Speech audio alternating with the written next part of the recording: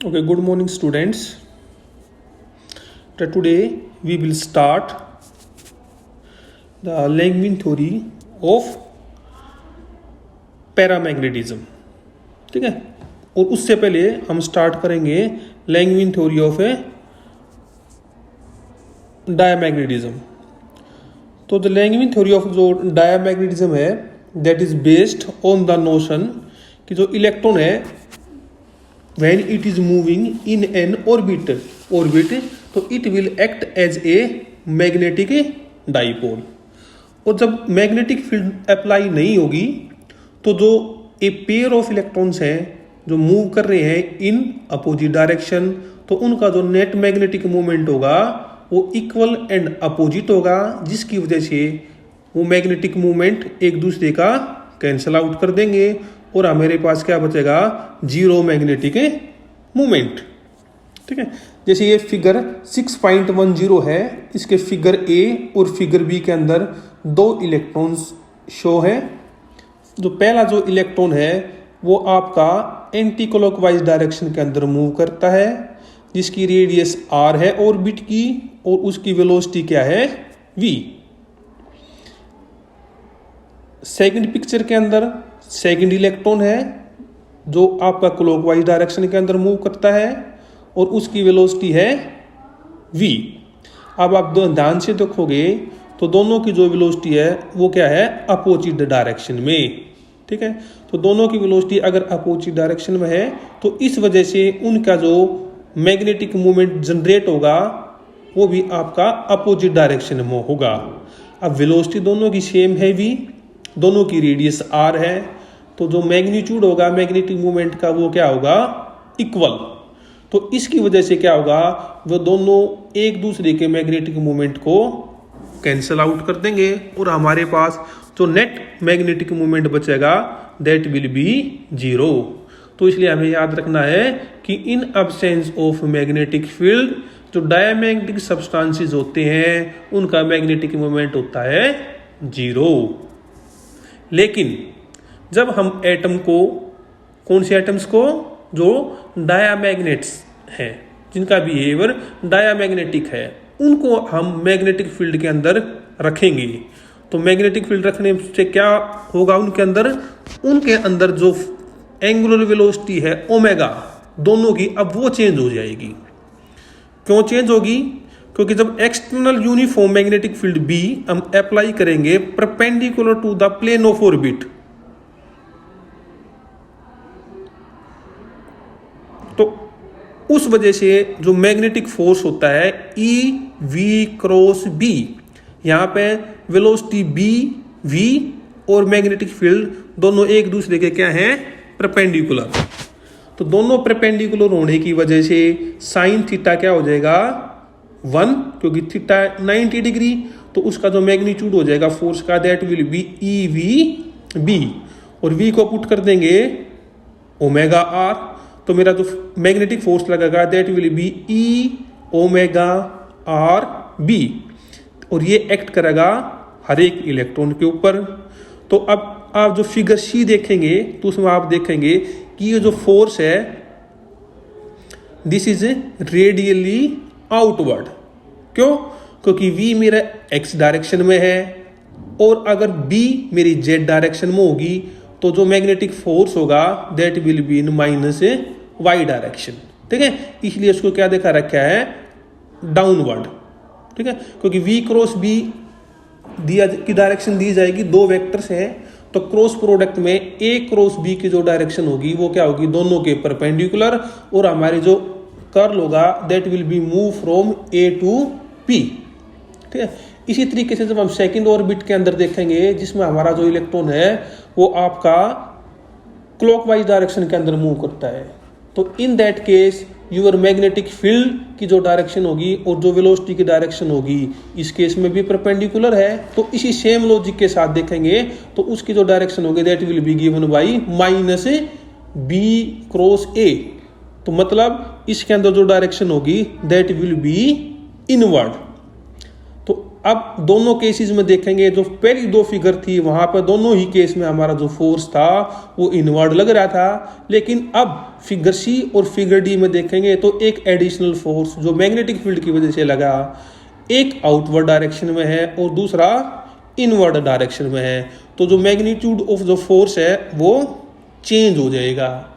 अब magnetic force total force change होने की वजह से जो हमारी एंगुलर वेलोसिटी है या तो ओमेगा चेंज होगी या हमारा आर चेंज हो जाएगा। But we know from the Faraday's law of electromagnetic induction कि रेडियस चेंज नहीं होकर क्या चेंज होगी, उसकी एंगुलर वेलोसिटी ओमेगा। तो अब मैंने अज्यूम कर लिया कि पहले केस में जो एंगुलर वेलोसिटी है वो ओमेगा नोट से चेंज होकर क्या होगी, ओमेगा 1, और सेकंड केस में होगी ओमेगा से चेंज होकर होगी मेरी ओमेगा 2। तो इसलिए फिगर 10.10C और फिगर 6.10D, तो इक्वेशन ऑफ जो मोशन है will be respectively given by m omega 1r is equal to m omega naught r minus e v1b, और v1 की वैल्यू पुट कर दी ओमेगा 1r, और इसलिए सेकंड इक्वेशन जो 6.23 है that is m omega 2 square r is equal to m omega naught r plus e v2b, तो v2 की value put कर दी ओमेगा 2r। अब पहली इक्वेशन को मैंने डिवाइड कर देता हूं mr से, तो इक्वेशन बच जाएगी omega 1 square is equal to omega naught square minus B E omega 1 divided by m, और सेकंड इक्वेशन बन जाएगी omega 2 square is equal to omega naught square plus B E omega 2 divided by m। अब बेटा इन दोनों equation को क्या कर देता हूं मैं, सब्ट्रैक्ट कर देता हूं। पहली इक्वेशन में से सब्ट्रैक्ट कर देते हैं दूसरी इक्वेशन, तो omega 1 square minus omega 2 square is equal to minus B E divided by m omega 1 plus omega 2। इसमें जो एडिशनल जो माइनस साइन है ये बेटा मिसप्रिंट है, दिस इज प्लस साइन, ठीक है। तो टोटल जो माइनस साइन होगा वो एक ही माइनस साइन होगा, okay.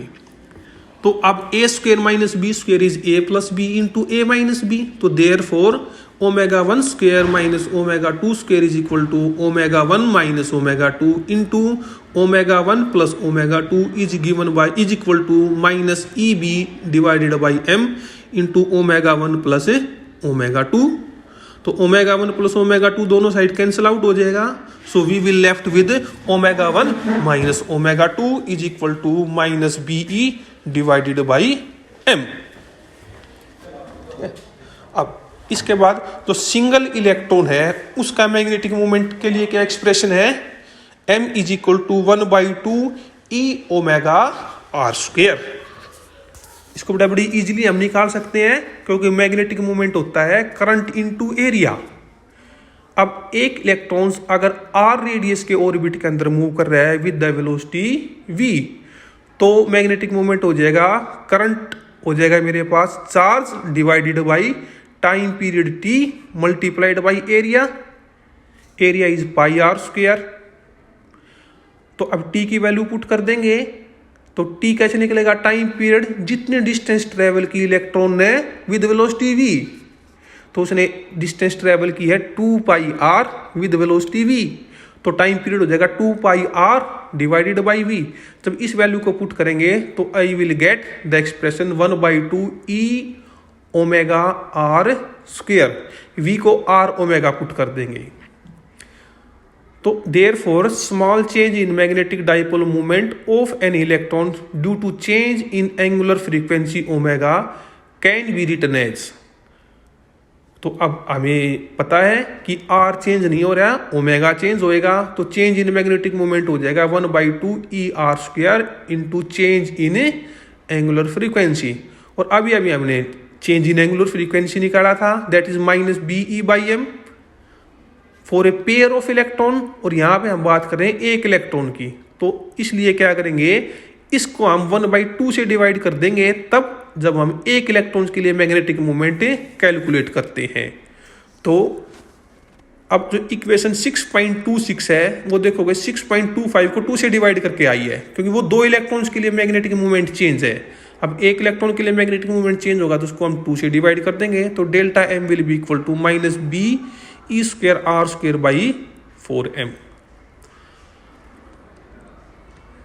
If n is number of atoms per unit volume, then change in magnetic dipole moment per unit volume of substance is given by, तो delta m is equal to minus N से multiply कर देंगे। तो अब मेरा जो delta m है this is change in magnetic moment per unit volume, और हमें ये पता है change in magnetic moment per unit volume क्या होता है, that is the intensity of a magnetization आई।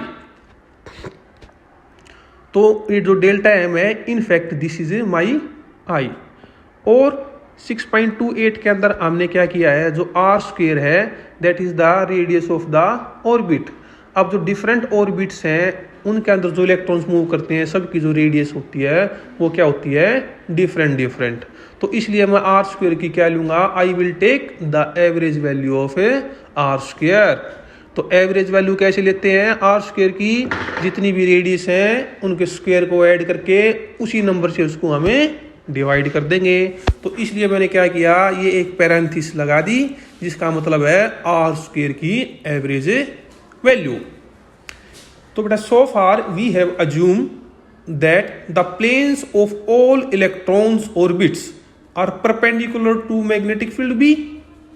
लेकिन जब आप एटम के अंदर मैग्नेटिक फील्ड अप्लाई करते हैं तो वी नो कि different orbits have different orientations.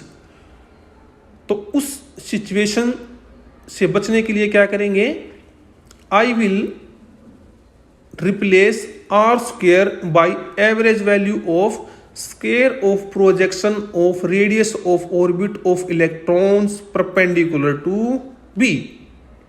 तो इसको थोड़ा मैं एक्सप्लेन करूं तो जो आर स्क्वायर की जो एवरेज वैल्यू होगी that will be equal to X square की average value plus Y square की average value plus Z square की एवरेज वैल्यू।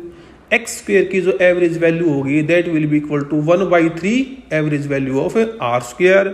इसी तरीके से वाई स्क्वायर की average value will be 1/3 average value of R square and Z square की average value is 1/3 average value of R square. अब जो projection ले लिया तो अब मैं अज्यूम कर लेता हूं this is in 2 dimension. Suppose करो ये जो प्रोजेक्शन है that is in X Y plane, तो मेरी जो एक्स स्क्वायर की average value plus Y square की जो एवरेज वैल्यू होगी that will be 1/3 average value of R square plus 1/3 average value of R square. तो that is equal to 2/3 average value of R square. So I will multiply equation 6.28 by the factor 2/3। तो I will get delta M is equal to minus N B E square by 6m into R square. अब the quantity जो delta M है मैंने बताया था magnetic movement per unit volume है, तो this is intensity of a magnetization. I ये expression भी हम पढ़ चुके, बी क्या होता है mu naught H plus I, और आई क्या है this is small in comparison to H, तो therefore I can write approximately B is equal to mu naught H. तो अब बेटा ऊपरले एक्सप्रेशन में बी की वैल्यू पुट कर देंगे म्यू नॉट एच, और आई को एच से डिवाइड कर देंगे, उसको क्या बोलते हैं मैग्नेटिक ससेप्टिबिलिटी। मैग्नेटिक ससेप्टिबिलिटी क्या होती है कि कोई भी मैग्नेटिक मटेरियल कितनी जल्दी या with ease it can be magnetise, and that is given by I by H. तो आई बाई एच से जब एच से डिवाइड किया इस इक्वेशन को तो I will get the magnetic susceptibility is equal to minus mu naught N E square by 6m into average value of R square. तो this is my final expression for magnetic susceptibility. अगर इसको आप ध्यान से देखो तो इसके अंदर जितने भी फैक्टर्स हैं they are independent of a temperature. तो दो डायमैग्नेटिक सब्सटेंसेस होते हैं उनका जो बिहेवियर होता है मैग्नेटिक ससेप्टिबिलिटी का that is independent of temperature, और नेगेटिव साइन ये शो करता है कि जो मैग्नेटिक ससेप्टिबिलिटी होती है दैट इज ए नेगेटिव, और ये जो वैल्यू आएगी this is a small value. तो मैग्नेटिक ससेप्टिबिलिटी स्मॉल होगी, नेगेटिव होगी और टेम्परेचर के इंडिपेंडेंट होगी।